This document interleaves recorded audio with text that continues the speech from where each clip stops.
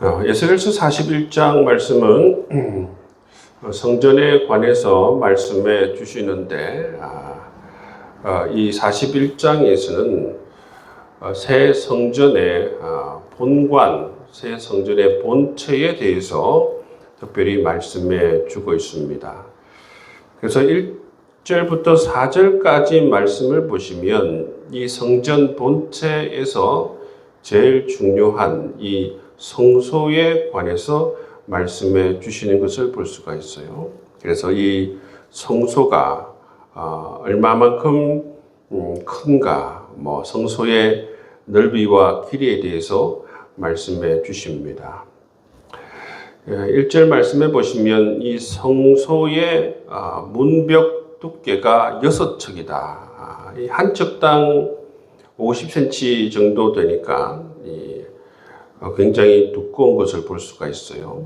그리고 이 2절 말씀에 보면 이 문 통로의 넓이가 10척이다. 그렇게 말씀하고 있죠. 그리고 이 성전의 전체 길이가 40척이고 그 넓이가 20척이다 되어져 있습니다. 한 척당 약 50cm 정도 되니까 이 성전, 이 본체, 이 본관의 길이가 얼마 정도 되느냐 하면 한 20m 정도 됩니다. 20m. 넓이는 10m 정도 되죠. 넓이가 10m 정도 되고 길이가 20m 정도 그렇게 되는 것을 볼 수가 있어요. 본관이 오늘날로 생각하면 그렇게 큰 어떤 본관은 아닙니다. 이렇게 새롭게 지어지는 이 성전의 이 본관이라고 할 수 있는 이 성소의 크기가 바로 이처럼 길이가 20m, 넓이가 10m 정도 되는 것을 볼 수가 있습니다. 그리고 이 5절부터 11절까지는 골방에 대해서 말씀하고 있어요. 이 본관, 본체 건물이라고 할 수 있는 이 성소와 지성소, 이 골방이 어디 있냐면 이 성소와 지성소, 이 본관 건물, 이 3면을 둘러싸고 있어요. 3면을 둘러싸고 있습니다. 이 골방에는 레위인들이 살겠죠, 그죠? 이 성소와 지성소에 이 3면을 이 골방이 둘러싸고 있는 것을 볼 수가 있어요. 그리고 이 말씀을 보니까 3층으로 구성되어져 있습니다. 3층으로 구성되어져 있고 층마다 30개의 방이 있다. 그렇게 말씀해 주고 있습니다. 6절 말씀해 보면 골방은 3층인데 골방 위에 골방이 있어 모두 30이라. 그 3면 골방이 성전벽 밖으로 그 벽에 붙어 있는데 성전벽 속을 뚫지는 아니하였으며, 그러니까 성전과는 분리되어져 있다는 것입니다. 본관과는 분리되어져 있는데 본관에 붙어서 이처럼 3층으로 되어져 있고 각 층마다 30개의 방이 그렇게 있다. 그렇게 말씀해 주고 있습니다. 이처럼 골방이 이처럼 성전 본관, 이 성소에 붙어 있는 모습을 볼 수가 있습니다. 그것을 말씀해 주고, 그리고 12절에서 15절 말씀을 보시면 이 본관 서편의 건물에 대해서 말씀해 주고 있어요. 본관 서편 건물, 이 12절 말씀해 보시면 이 본관 서편의 건물의 너비가 70척이요 길이가 90척이다 말씀하고 있습니다. 그러니까 이 보시면 서편 건물의 크기가 이 본관 건물 크기보다 더 큽니다.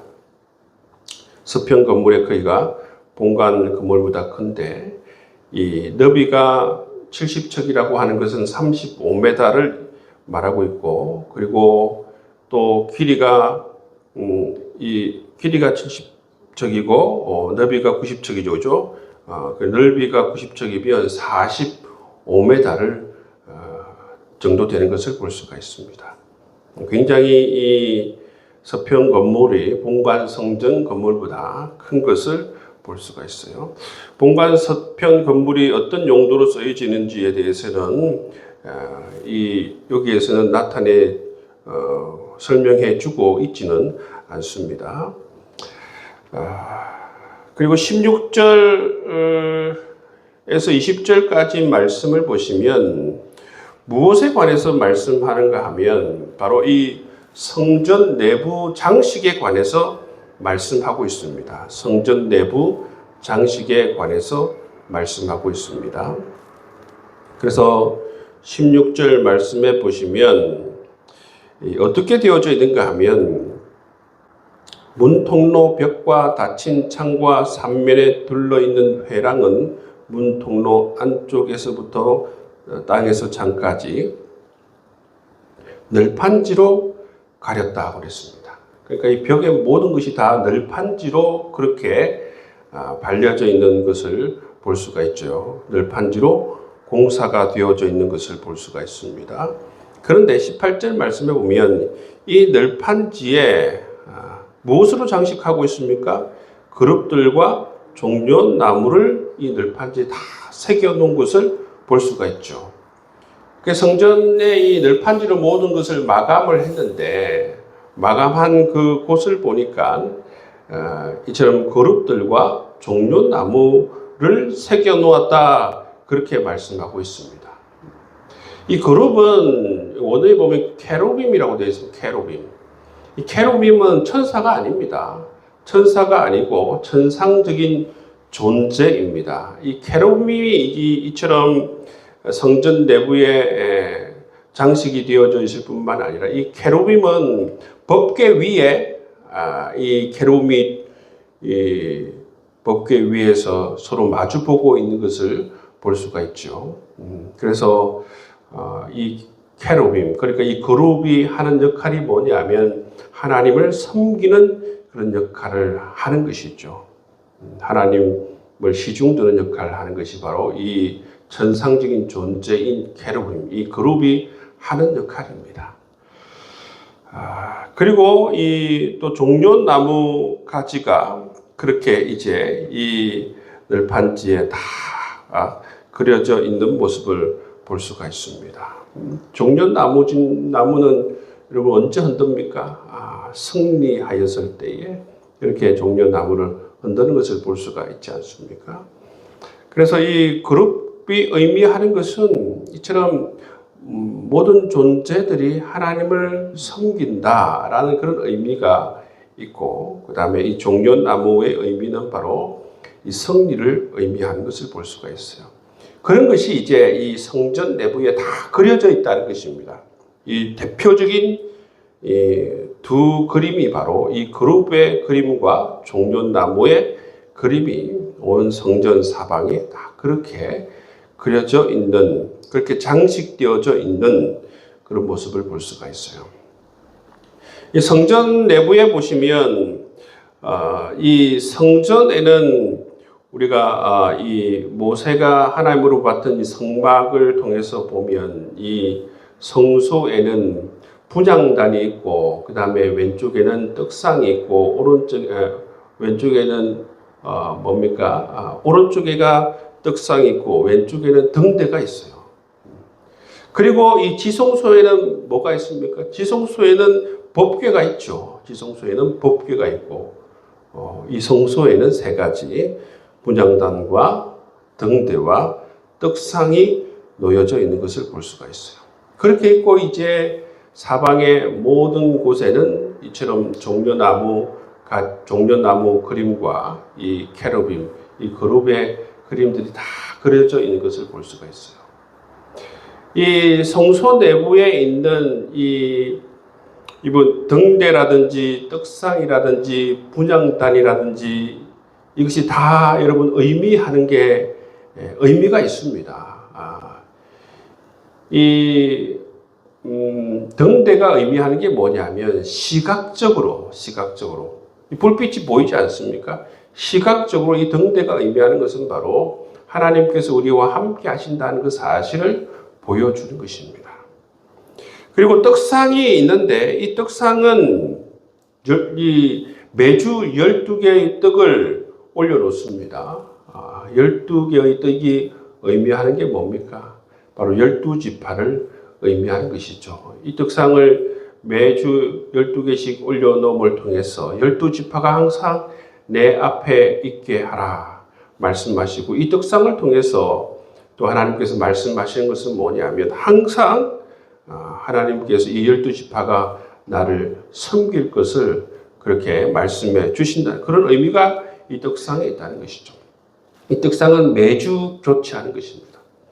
그리고 분향단은 이 성소와 이 지성소를 가르는 그 바로 앞에 분향단이 놓여져 있는데, 분향단은 매일 이 향기로운 이 향을 하나님께 올려드리는 것입니다. 매일 하나님께 올려드리는 거예요. 이 향이 끊어지면 안 된다, 그렇게 말씀하고 있습니다. 그래서 여러분 계시록에 보면 이것을 어떻게 해석하고 있느냐 하면, 이 향기로운 이 향이 끊어지지 않는 것을 어떻게 해석하고 있느냐 하면 그것을 기도라고 그렇게 해석하고 있어요. 이처럼 이 성소와 지성소에는 이러한 성물들이 놓여져 있고, 이 성물들은 다 각기 그러한 의미들을 가지고 있는 것을 볼 수가 있고, 또 이 성전 내부 장식은 종려나무와 이 캐러빔, 거룹으로 이 성전 내부를 장식하고 있고, 이 종려나무가 의미하는 것과 이 그룹이 의미하는 것, 그 상징적인 의미들이 정말 중요하기 때문에 여러분 성전 내부에 이 두 가지를 집중적으로 그렇게 장식하고 있는 것을 볼 수가 있습니다. 그리고 23절에서 26절까지 말씀은 이 내전과 외전으로 이렇게 번역해 놓았잖아요. 그죠? 이거는 내전과 외전이에요. 외전은 성소를 의미하고, 이 내전은 무엇을 의미하겠습니까? 지성소를 의미하죠. 성소와 지성소로. 지금 왜 그러냐면 이 지금 새 성전의 본체에 관해서 말씀하고 있어요. 새 성전의 본체는 바로 이 성소와 지성소로 이루어져 있습니다. 그래서 이 내전과 외전으로 그렇게 나누어져 있는 것을 볼 수가 있어요. 또 이 23절에서 26절까지 이 내전과 외전에 관해서 말씀하면서 이 내전과 외전의 문에 관해서 말씀하고 있죠. 그죠? 이 성소에서 지성소로 들어가는 그 문에 관해서 말씀하고 있습니다. 이전에는 모세가 하나님으로부터 받을 때는 그 성막은 문이 있는 게 아닙니다. 그죠? 성막은 뭐가 있었습니까? 이 성소와 지성소를 뭘로 나눴습니까? 휘장으로 나눴습니다. 휘장으로. 그죠? 휘장으로. 이 천으로 나눴습니다. 그 당시에는 성막 자체가 텐트이기 때문에 천으로 이 성소와 지성소를 나누었어요. 근데 이제 성전이 되면서 이 성소와 지성소, 그러니까 이 외전과 내전을 문으로 그렇게 나누는 것을 볼 수가 있고, 그 문에 대해서 말씀해 주고 있는 것을 이야기해 주고 있죠. 그래서 24절 말씀해 보면 문마다 각기 두 문짝, 곧 접는 두 문짝이 있어 이 문에 두 짝이요 저 문에 두 짝이다. 문이 두 짝씩 되어져 있는 것을 볼 수가 있죠. 그죠? 한 짝이 아니라 두 짝씩 그렇게 되어져 있는 것을 볼 수가 있습니다. 그렇게 내전과 외전의 문에 관해서 말씀하고 있고, 이 문에도 뭐가 새겨져 있습니까? 25절 말씀에 보면 이 성전 문에 그룹과 종려나무를 새겼다. 그렇게 말씀하고 있죠. 그러니까 이것은 전통이에요. 모세가 하나님으로부터 이 성막에 관한 말씀을 받았을 때도 그 성막에도 보면 여러 겹의 그러한 것으로 덮었지 않습니까? 그 덮었을 때도 그 위를 쳐다보면 이처럼 그룹 문양이 그 성막 덮개에도 새겨져 있어요. 성막 덮개에 새겨져 있으니까 성막이 왼쪽에도 있고 오른쪽에도 있고 위에도 있고 하니까 이 삼면을 모두 이 그룹이 새겨져 있는 그런 문양이죠. 그런 어떤 원래 하나님께로부터 받은 그 성막의 그 문양 그대로 이 성전을 지을 때도 이처럼 이 성전 내부를 장식할 때도 이 그룹을 그렇게 새겨내온 것을 볼 수가 있어요. 그 당시에는 뭐가 없었습니까? 모세가 하나님께로 받았을 때에 없었던 것은 이 종려나무의 장식이에요. 우리가 이 시내산에서 하나님께서 모세에게 주실 때 이 성막에 대해서 주실 때에 그것을 쭉 읽어보면 종려나무에 관한 장식에 관한 얘기는 없어요. 안 나와 있는데 이 새로운 성전에 관해서 말씀하실 때는 이처럼 장식할 때에 그것뿐만 아니라 종려나무도 함께 이렇게 장식해 나가는 것을 볼 수가 있는 것입니다. 마치 이제 계속해서 오늘 이 41장 말씀에는 이 성전의 본체인 성소와 지성소, 그리고 성소와 지성소에 있는 그러한 내부의 장식들에 관해서 말씀해 주시는 것을 볼 수가 있습니다. 오랫동안 성전을 잃어버렸던 사람들에게 하나님께서 이처럼 새로운 성전을 지어 주실 것이다 말씀하시고 이 새로운 성전의 모든 모습들을 자세하게 설명해 주고 있는 것을 볼 수가 있어요. 이 말씀을 보면서 어떤 생각이 들었냐면 정말 오랫동안 꿈꾸었던 누군가 예를 들어서 꿈꿔왔던 집을 지을 때에 마치 아버지가 아들에게 우리 집은 앞으로 이렇게 3층으로 지을 것이고 1층에는 뭐가 있고 2층에는 뭐가 있고 3층에는 뭐가 있고 이 방들이 얼마나 크고 네 방이 어떤 방이고 그런 것을 쭉 설명해 주는 것과 같다는 그런 느낌을 받았어요. 이스라엘 백성들에게는 이 성전이 그의 삶의 중심입니다.